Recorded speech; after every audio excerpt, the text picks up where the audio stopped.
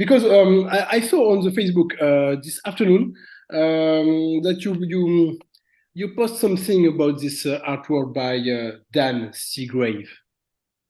Yes. And Dan Seagrave, he does all your artwork of each album of MEMORIAM since the first one. He certainly does, and we could see the king. He is, yeah. I mean, I think because we're kind of telling a story with the albums. I mean, the first three albums are what I consider and call the death cycle. So you see the coffin as the central focus of those three albums, and this new trilogy, this being the second one of that, is showing the king in his life. So I call it the life cycle. So he started off with To the End, which was the end of his life.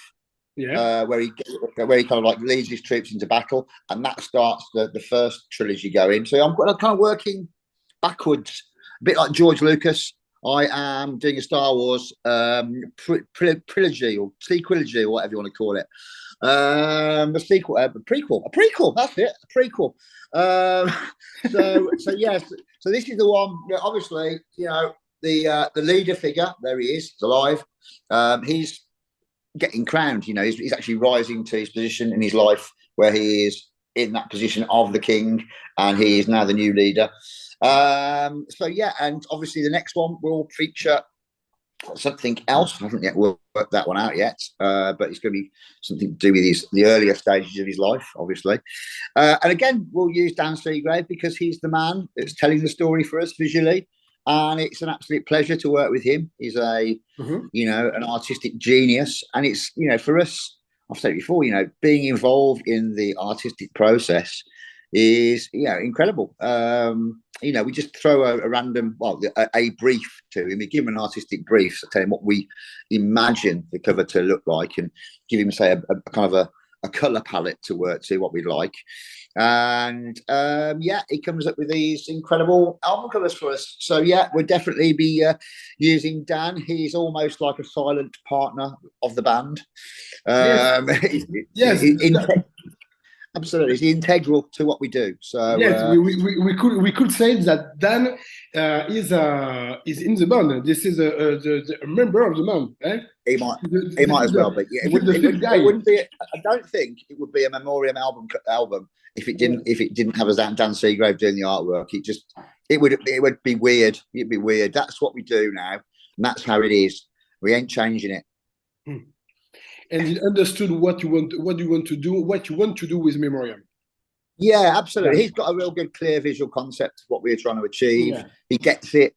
He knows the storyline. He understands the storyline. And he just brings it every album cover. I'm particularly proud of this one. I like the colour scheme because we suggested, because it's a crowning ceremony, we wanted it in majestic imperial purple, which is the a colour of monarchy. It's associated with the colour of monarchy. So so it's all come out really, really well, and we've already briefed him on, or prepared him to get working on the next album cover. So we're going to keep him busy. We keep him fed. If we talk about the music was done by Steve by by Fairfax. Mr. Fairfax, the riff master, as we call him. The riff master, yeah. And you did the lyrics. I do all the lyrics, That's my job. That's my job. So he writes all the music.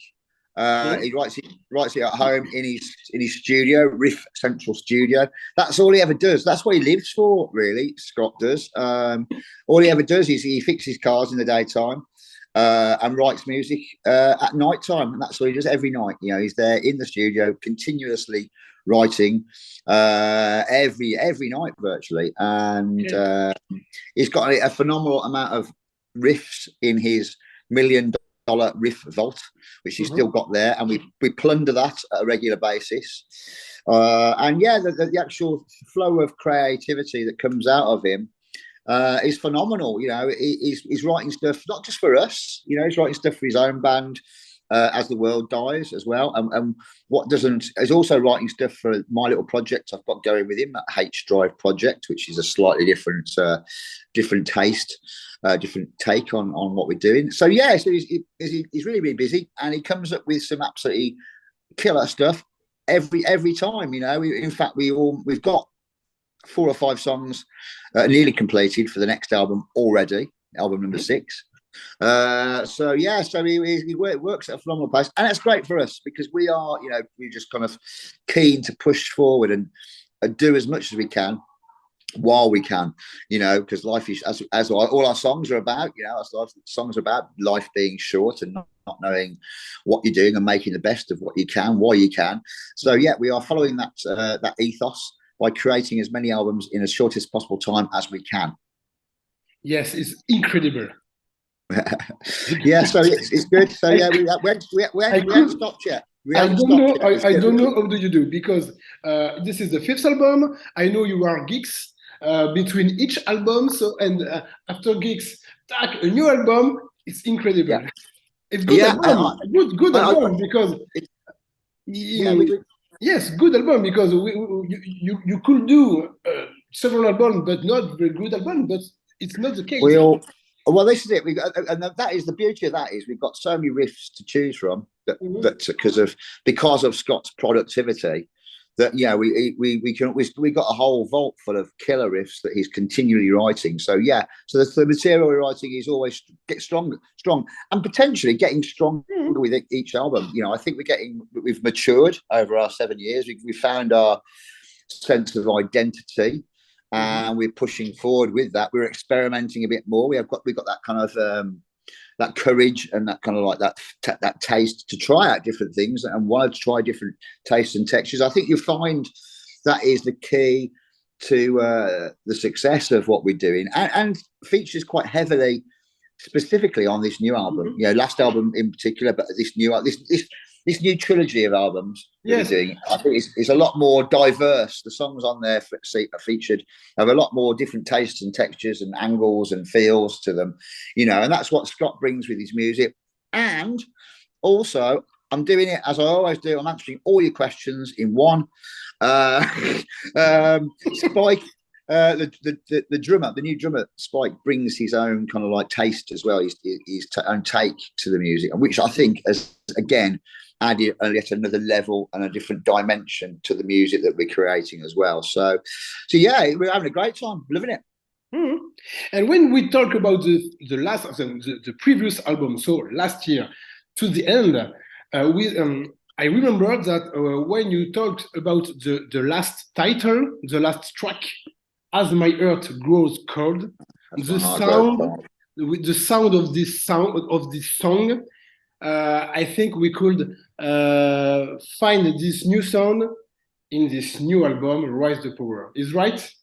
Absolutely. Yeah. I think the closing track of the last album gave a clear indication of where we were going to travel in, which direction we were going with some more experimental stuff. And specifically with that track, I think the drums on that track stand out incredibly. You know, there's even like there's a bit of a Neil Peart moment in there, you know, and yeah.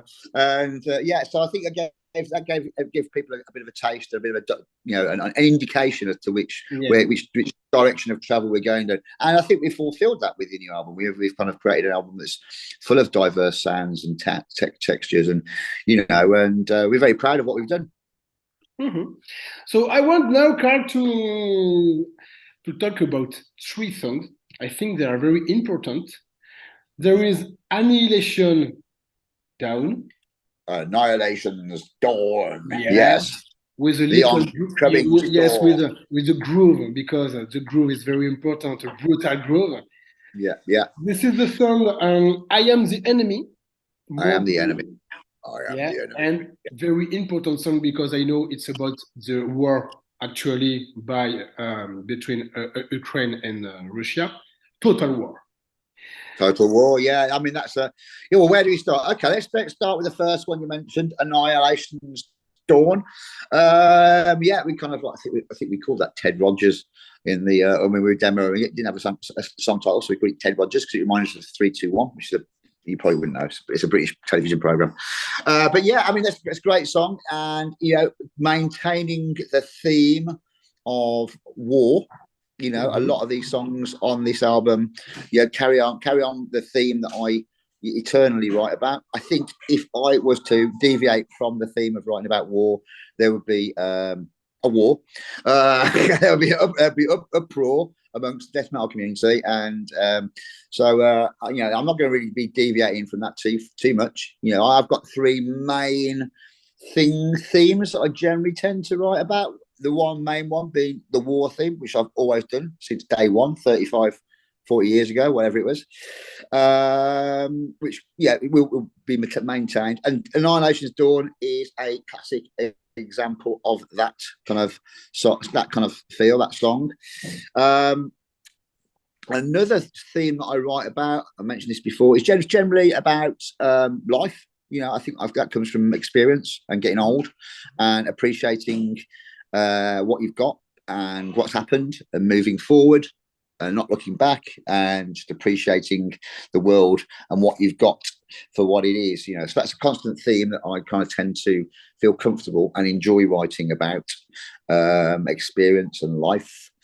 And, you know, I always try and like to throw a little bit of social commentary, a bit of politics into the music, into the lyrics I write these days as well. So those are the three main factors that I still continue to write around and will do so as well. So, and so Total, what was the second one? I Am the Enemy. I Am the Enemy. That's probably one of my favourite tracks on the album. Favorite tracks, okay. Yeah, that one and This Pain.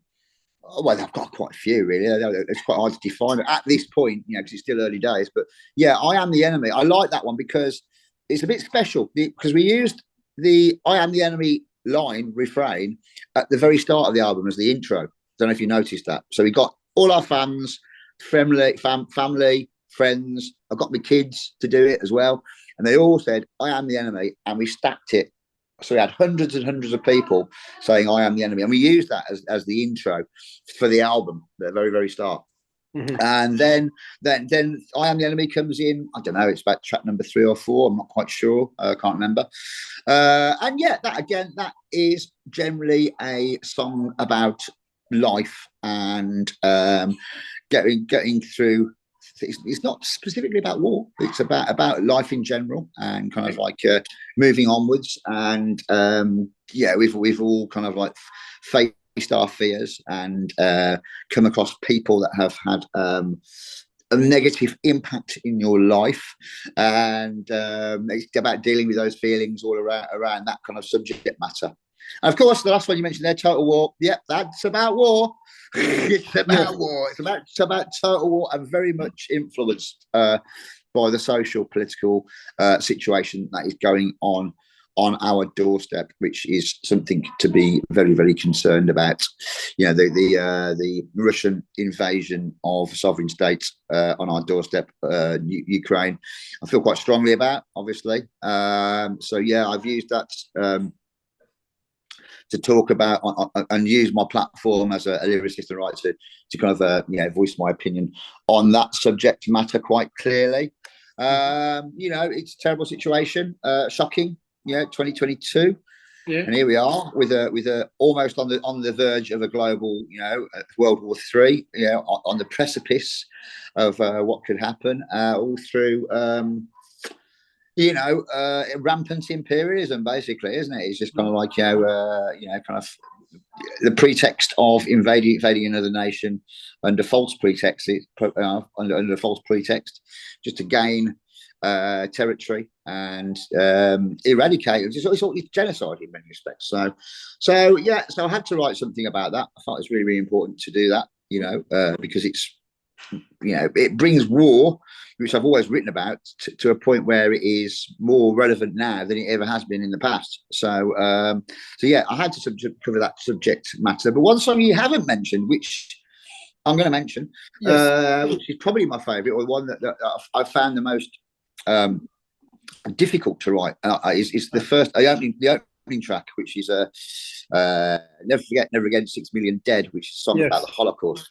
A very emotive subject to write about, and it's a song lyrically that I've been attempting to write for probably about 10, 15 years. But every time I sat down to write it, I just didn't feel comfortable doing it. I just didn't feel that the words I was writing gave the subject matter the gravity and the justice that it deserved. But this time around, I found an in. I found a kind of like a way of getting into that song, and wrote some lyrics that really mean something to me.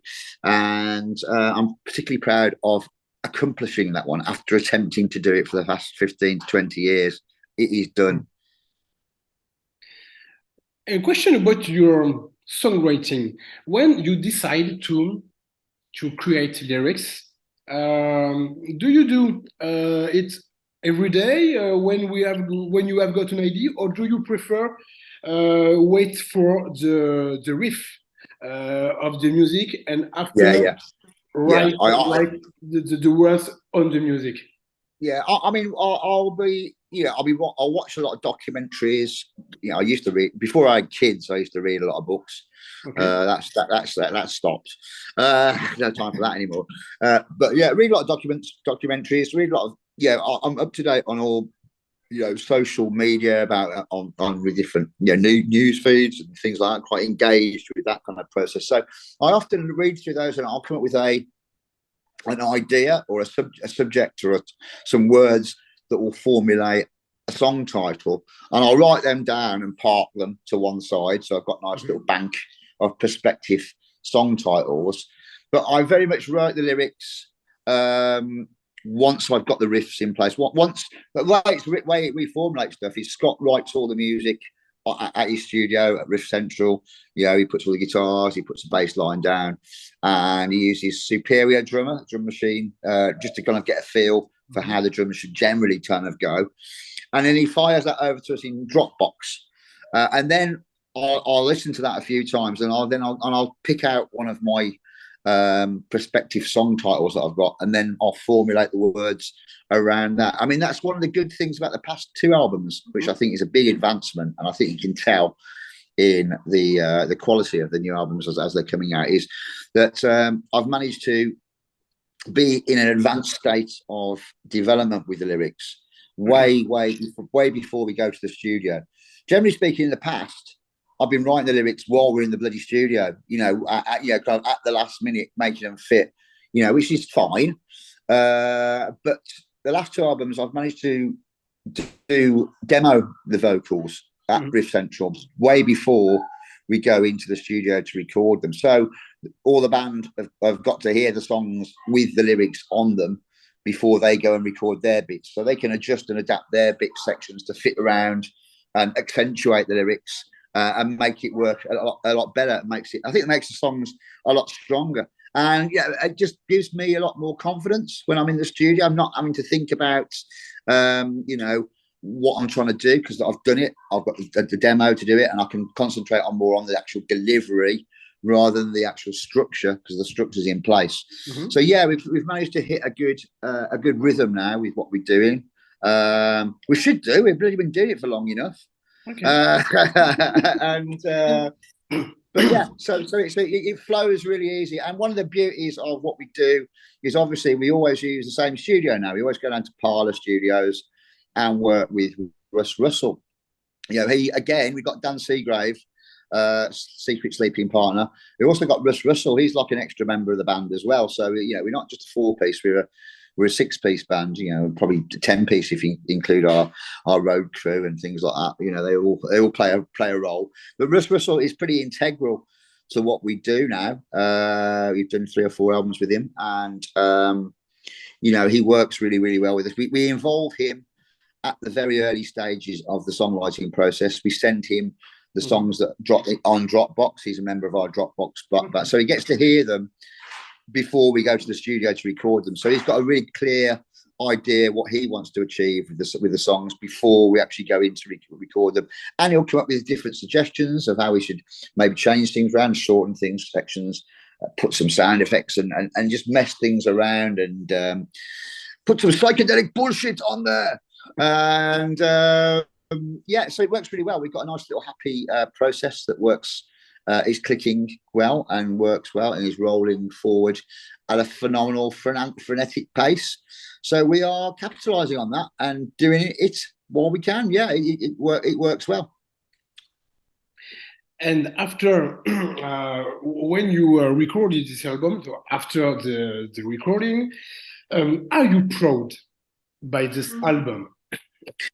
Yeah, each album that we do is special in its own unique way. You know, there's so many different. They all seem to be a product of the moment and of that, and are a document of that specific period of time in our lives.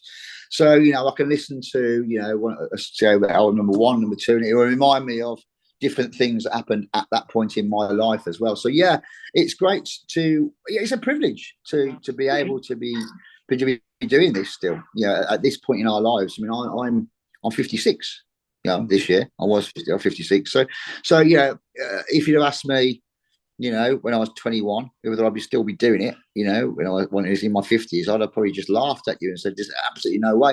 So having the ability to carry on doing this and creating this music, you know, it's purely down to the support that we get, you know, and you know, the record label, people like you, people that are out there buying the records and supporting us and coming to gigs. You know, without that, we wouldn't be able to do it. So we are eternally grateful for the support that we receive. And yeah, bottom line is we're really enjoying it. You know, probably more so now in our lives than we ever have done before in the past, because I think at this point in our lives, at the autumn years of our lives, I think you take stock of what you've achieved and you appreciate it for what it is. When you're younger, you just live for the day and you kind of like take everything for granted in many respects, and it is what it is and everything's great. Wow. But I think as you get older, you generally tend to have a bit more of a sense of achievement and a sense more of a satisfaction from what you've achieved as well, and appreciation for where you're at, and gratefulness for being able to do it. So yeah, it is as I said on the press release, it is a celebration of life through death metal, and it is a joy to still be able to do it. And after the release of this album, do you plan a European tour or maybe more than that? Fuck that. We're too old. Maybe a world tour. No. Yeah. So it would kill us. I tell you, if I was to get on a minibus tomorrow, or a tour coach and do like a 60-day European tour, it would bloody kill me. I just seriously would not be able to do it. I'm too old for that crap. I've done it in the past and it was great. But at this point in our lives, we made a conscious decision when we first started the band that we're not a touring band. We're not going to go on tour. What we like to do is play at weekends. Oh, my little daughter's just given me a phone stand. That's phone and fucking. Yeah. Okay, and we're back. We're back. You'll be back. Okay. Like Schwarzenegger in Terminator. Oh yeah, she passed me this thing, which is like a mobile phone stand. I put it on there. And I think it fell over and stopped recording. So, where were we at? Where we were at? What was the question? It's about a European tour after the release of the album. I've lost my track now. Where was I? European tour. Yes, so yeah, I want to know when we first started out the band. Yes, I want to know if you plan something after the release in European tour. Yeah, I mean, we're going to stick to what we've always done. You know, we're going to carry on doing our gigs at weekends. You know, we've all got jobs, we've got kids, we've got other responsibilities outside of the band. So yeah, we made a conscious decision when we first started doing Memoriam that this is how it is and this is how we do it. And really, you know, I don't particularly want to be playing on a Tuesday night in the back end of nowhere to 30 people. You know, I've done that, and yeah, I want to do that. So really, you know, our fan base, kind of our age group as well. Yeah, they've got kids and jobs. Yeah. So the majority of people really only ever come out at weekends. You know, so it's Thursday, Friday, Saturday, Sundays. That's when we're going to do shows. So it's a fly in, fly out, do it that way, and that kind of works for us, and that's the way we're going to keep it. Okay, it's perfect. But yes, we are going to do some shows, but our priority after the album is released is to record album number 6. That is our main priority. Is to keep the ball rolling. So we won't. I think our first scheduled show next year is sometime in May. So we've got a bit of time. We did quite a lot of shows this year. You know, we did quite a lot of gigs. So we wanted a bit of time off from doing that to, spend time releasing this album in February. And then once that's done and dusted, we can then concentrate on getting the next album recorded, which we intend to go down to Parlour. Well, we are. We booked into Parlour Studios next April to record it. So, we are churning them out at a fast rate. Album number 6 is on the go and should be released in February 2024. Okay. Last question. What is your playlist at this moment? Try again. I missed that. Try again. Yes. I want to know which death metal bands, or maybe other kind of music. What do you listen to in your playlist, if you do it? Really, me? Oh my God, I don't get a chance to listen to music these days with 2 young kids. It's impossible. The only chance I get a chance to listen to music is really when I'm in my car on my own, traveling to the studio, traveling to the rehearsal room, or traveling to I don't know, on my own, to pick the kids up. So I get very little chance to listen to music these days. But when I do, I stick to what I know and what I like, and that is mainly Killing Joke. I listen to Killing Joke, and that's about it. that maybe a little bit of 60s garage psych. I quite like that kind of 60s, like the old school psychedelic kind of stuff. I'm quite into that. Bit of Northern Soul. I like that, but very rarely listen to death. To be brutally honest, I very rarely listen to death metal these days because I'm knocking on a bit, and I've heard it all before. And what I've liked, and not a lot out there that I like these days that's coming through. So I stick to my old guns. Killing Joke, 60s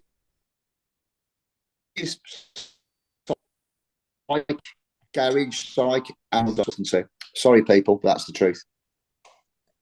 And Spiritualized and Flaming Lips, those kind of bands. So yeah, very little death metal, to be brutally honest. Okay. So thank you very much, Karl, for this interview. That was my. There we go. Question. So I've got what time is it now? It is. Yeah. What time is it? Yes, it's 7 and. 33. Yeah. Okay, that's good. We're doing okay for time. So if you've got any more questions, we can crack on. Otherwise, I will say good evening. It's okay for me for the question. Or you're. I don't. Yeah, the audio is cracking up. I can't. Yeah, the audio is cracking. Yeah, and in my Zoom link only 5 minutes left. Okay, right. Okay. Yeah. So if you've got a question, you can fire it at me. Otherwise, we can go and I can drink some beer. Okay, thank you. So I am. So thank you, Karl, for this interview. And see you. Excellent. Well, you got my email address. This time next year, absolutely. Yes, so see you next year for the 6th album and the 3rd album of the second trilogy. Absolutely, yeah. Well, we'll do this until we stop, basically. So we can't carry on anymore. But so if you've got any more questions, you can just email them to me. You got my email address. But hopefully that will be sufficient for your purposes, and you can make a good interview out of that. For me, it's okay. I've got a lot of information in order to do my paper. Good man. Okay. Thank you very much, Karl. See you soon. Pleasure to talk to you. Speak to you here. Thank you. Bye-bye. Bye-bye. Bye-bye.